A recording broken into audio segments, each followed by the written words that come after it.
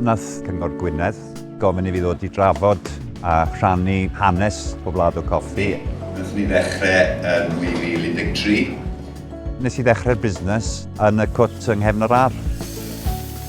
A wedyn nath hynny yn amlwg fynd y rhy fach, a oedden ni'n edrych am lle newydd, a pan dysthon ni ar draws yr uned bach yma yn Nanlle. Nes I cwmpo mewn cariad efo fo I ddweud y gwir ar ardal.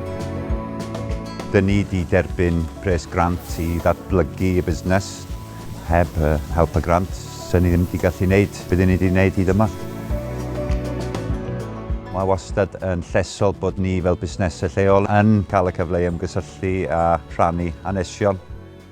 Mae rhywfaint ohono ni wedi derbyn rhyw fath o gymorth trwy Cyngor Gwynedd. Oedd o'n reit galonogol I weld bod busnesau yn yr ardal yn gallu datblygu oherwydd y cymorth maen nhw'n cael.